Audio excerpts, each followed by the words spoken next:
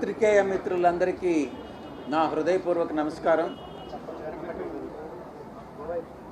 175 నియోజకవర్గాల్లో చేపట్టినటువంటి సామాజిక సాధికార యాత్ర అన్నటువంటిది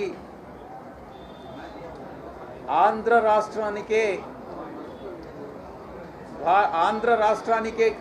మాత్రమే కాదు, భారతదేశంలోనే ఒక చరిత్రాత్మకమైనటువంటి కార్యక్రమం.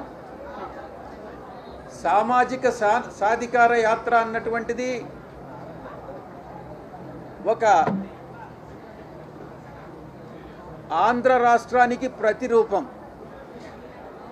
సామాజిక సాధికార యాత్ర అన్నటువంటిది రాబోయేటటువంటి ఎన్నికలకి బీసీ, ఎస్సీ, ఎస్టీ వర్గాలు, బడుగు బలహీన వర్గాలు, అటుపక్క ధనిక వర్గాలకి ఒక రెఫరెండంగా భావించవచ్చు. బడుగు బలహీన వర్గాల ప్రయోజనాలను కాపాడేటటువంటి పార్టీ వైఎస్ఆర్ కాంగ్రెస్ పార్టీ. అటు ధనిక వర్గాలని సపోర్ట్ చేసేటటువంటి పార్టీ మిగతా పార్టీలకి జరుగుతున్నటువంటి ఒక పోరాటం. ఆ పోరాటంలో అందరూ కూడా, ప్రజలందరూ కూడా వైఎస్ఆర్ కాంగ్రెస్ పార్టీని సమర్థిస్తూ బడుగు బలహీన వర్గాలని మిగతా వర్గాలతో సమాంతరంగా అభివృద్ధి చెందించేటటువంటి కార్యక్రమంలో నిమగ్నమై ఉన్నటువంటి జగన్మోహన్ రెడ్డి గారికి మరొక్కసారి అవకాశం కల్పించాల్సిందిగా విజ్ఞప్తి చేస్తా ఉన్నా. ఈ యొక్క సామాజిక న్యాయం అన్నటువంటిది నిజంగా దేశంలోనే, నేను చెప్పినట్టుగా రాష్ట్రంలో మాత్రమే కాదు, దేశంలో ఏ రాష్ట్రము కూడా ఇంప్లిమెంట్ చేయనటువంటి ఈ యొక్క గొప్ప పథకం రాష్ట్రానికి తలమానికం. రాష్ట్రంలో ఈ యొక్క పథకం అపురూపం, అసామాన్యం, అనిర్వచనీయమైనటువంటిది.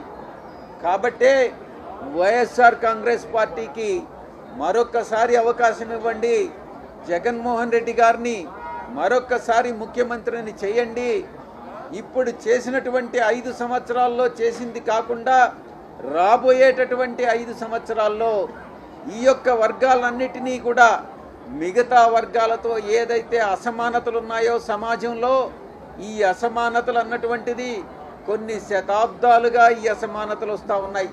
ఈ వివక్షత అన్నటువంటిది ఉంది. ఈ వివక్షత పోవాలంటే ఆర్థికంగా, రాజకీయంగా, సామాజికంగా మిగతా వర్గాలన్నీ కూడా మిగతా వర్గాలకు సమాంతరంగా అభివృద్ధి చెందాలంటే ఒక్క వైఎస్ఆర్ కాంగ్రెస్ పార్టీ వల్లనే ఇది సాధ్యం అన్నటువంటి విషయాన్ని తెలియజేసుకుంటూ, ఈ యొక్క నియోజకవర్గానికి గతంలో రజనీ గారు రిప్రజెంట్ చేశారు. ఆమె రాష్ట్ర స్థాయి నాయకురాలిగా ఈరోజు ఎదిగారు బీసీ సామాజిక వర్గంలో. ఇదే బీసీ సాధికారతకి ఒక చిహ్నం. మీ యొక్క నియోజకవర్గం ఒక చిహ్నం.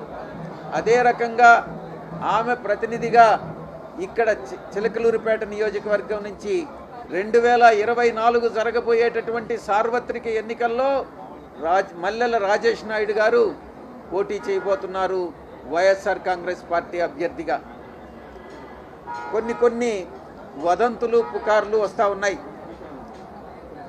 ఏదో రాజేష్ నాయుడు గారిని మారుస్తారు అన్నటువంటిది. అది ఏది నమ్మాల్సినటువంటి అవసరం లేదు. రాజేష్ నాయుడు 2024 సార్వత్రిక ఎన్నికల్లో చిలకలూరుపేట నుంచి వైఎస్ఆర్ కాంగ్రెస్ పార్టీ అభ్యర్థిగా పోటీ చేస్తారు, గెలుస్తారు అన్నటువంటి నమ్మకం మనందరికీ కూడా ఉంది.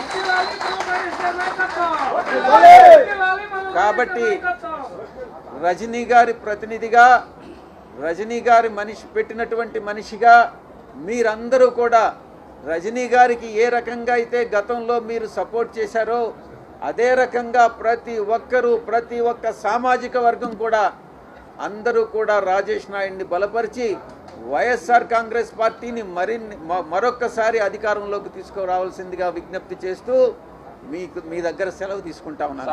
ధన్యవాదాలు. రానున్న ఎన్నికల్లో ప్రచారం చేస్తారా?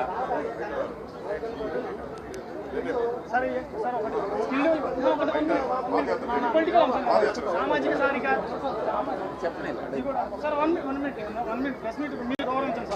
స్కిల్ డెవలప్మెంట్ కేసులో చంద్రబాబు నాయుడు గారిని ఎన్నికలను ప్రభావితం చేసే విషయం మీకు తెలిసినప్పటికీ కూడా ఇంకా ప్రభుత్వ పరంగా చర్యలు ఎందుకు తీసుకోవడం కారణం అదొకటి చెప్పండి సార్. స్కిల్ డెవలప్మెంట్ కేసులో వ్యవహారంలో ప్రభుత్వం పరంగా ఎలాంటి మోషన్స్ ఉన్నాయనేది అదే ఒకటి. చంద్రబాబు నాయుడు గారి పైన కేసు నమోదు చేయబడడం జరిగింది.